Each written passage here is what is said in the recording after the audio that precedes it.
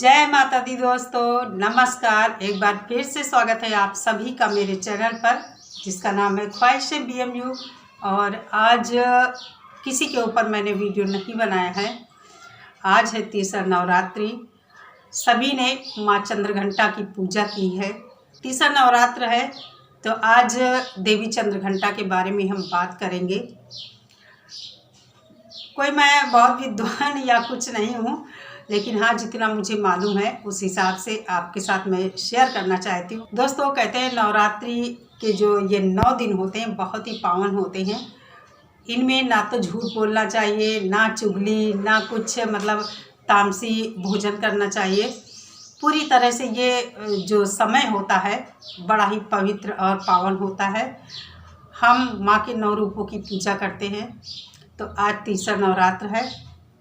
आज सभी लोगों ने माँ चंद्रघंटा की पूजा किया है। माँ चंद्रघंटा का रूप बहुत ही शक्तिशाली, सुंदर, चमकदार, कहते हैं 100 सूर्यों के समान इनका चमकता हुआ तेजवान रूप है। इन देवी की मुद्रा युद्ध के लिए उद्यत रूप में है, युद्ध के लिए तैयार जैसे होती हैं। तो बहुत ही शक्तिशाली रूप है। इस रूप की आज हम लोगों ने पूजा किया है। तो माँ चंद्रघंटा की उत्पत्ति कैसे हुई और किस कारण माँ को ये रूप धारण करना पड़ा, तो आइए इसी बात में हम चर्चा करते हैं। नवरात्रि का समय है, कुछ अच्छी बातें हो जाएं और आप लोगों को मालूम भी होगा, लेकिन क्या हुआ जो मालूम है। तो चलिए हम लोग बातें करते हैं। जिन लोगों को नहीं मालूम है वो लोग बड़े ध्यान से सुने। दोस्तों, कहते हैं कि महिषासुर नामक राक्षस था। महिषासुर बड़ा ही शक्तिशाली राक्षस था और उसने देवों को इतना परेशान कर रखा था, देवताओं को युद्ध में हरा दिया था। और उसका मुख्य उद्देश्य था स्वर्ग पर अपना अधिकार जमाना।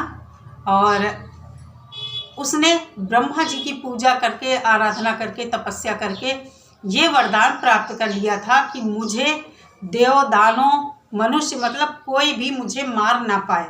तो उसे इस बात का बड़ा ही घमंड था कि मुझे तो कोई मार नहीं सकता है। इसलिए उसने देवताओं को भी प्रताड़ित करना चालू कर दिया था।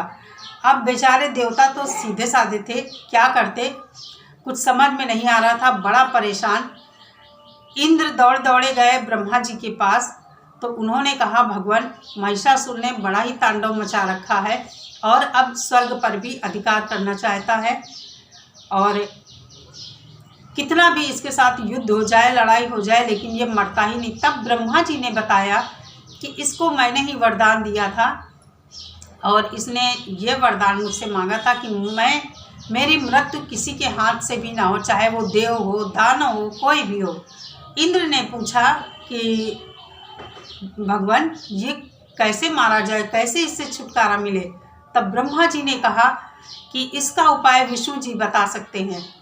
तो फिर दोनों लोग विष्णु जी के पास गए। तो विष्णु जी ने अपने हाथ खड़े कर दिए और कहा कि इसका उपाय देवाधिदेव महादेव बता सकते हैं। भोलेनाथ के पास इसका उपाय हो सकता है, कैसे ये मारा जाए। सभी लोग भगवान शिव के पास गए। तो शिव जी ने क्या कहा, तो उससे इन लोगों का मनोबल एकदम टूट गया। भोलेनाथ ने कहा, महिषासुर को मैं नहीं मार सकता हूँ। अब सभी लोग बहुत चक्कर में पड़ गए कि क्या किया जाए। तब भोलेनाथ ने कहा कि हम शक्ति का आवाहन करेंगे। तब भोलेनाथ ने शक्ति का आवाहन किया और उस आवाहन से, शक्ति का आवाहन करने से एक इतना तेज ज्योतिपुंज प्रकट हुआ, माँ चंद्रघंटा के रूप में प्रकट हुआ। 100 सूर्यों के समान चमकीला, एकदम निगाहें नहीं टिक पा रही थी, इतना तेज पुंज। कहते हैं ये देवी जो हैं शक्ति स्वरूपा हैं और इनका जो रूप है बड़ा ही तेजवान और विशाल है।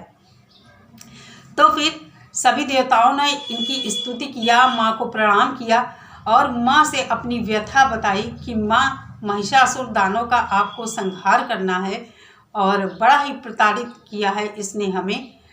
फिर सभी देवताओं ने अपना अपना अस्त्र दिया। विष्णु भगवान ने अपना सुदर्शन चक्र दिया और भोलेनाथ ने अपना त्रिशूल दिया। इसी तरह सारे देवताओं ने अपना अपना अस्त्र दिया। इसीलिए माँ की 10 भुजाएं दिखाई जाती हैं उसमें, कि 10 भुजाओं वाली माँ। तो ऐसे माँ के तेजवान रूप को मैं प्रणाम करती हूँ। फिर महिषासुर के साथ जब युद्ध हुआ, उसका सेनापति आया, वो तो टिक नहीं पाया माँ के पास। फिर महिषासुर मायावी रूप धारण करके भैंसे का रूप बनाकर माँ के सामने आया।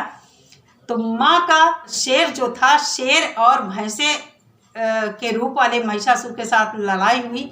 उसमें फिर उसने अपना रूप बदल लिया। उसके बाद हाथी का रूप बनाया, उसमें भी माँ ने उसको परास्त किया।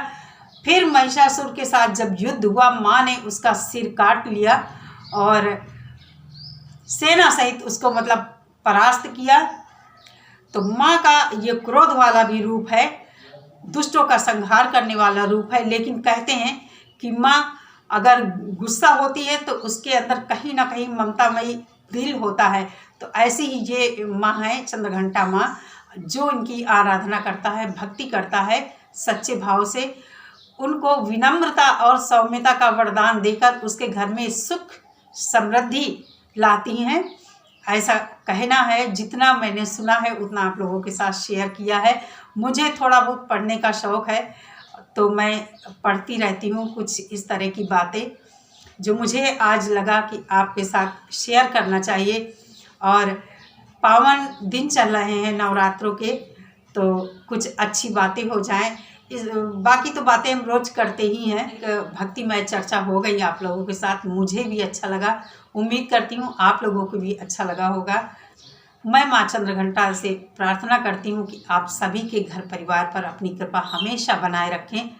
और माँ भवानी का ये जो शक्ति रूप है, सबको वरदान देने वाला है, निहाल करने वाला रूप है, विनम्रता और सौम्यता का वरदान देने वाला है। तो बस इतना ही कहना चाहूँगी। माँ सबको सुखी रखे और स्वस्थ रखे, ऐसी मेरी कामना है।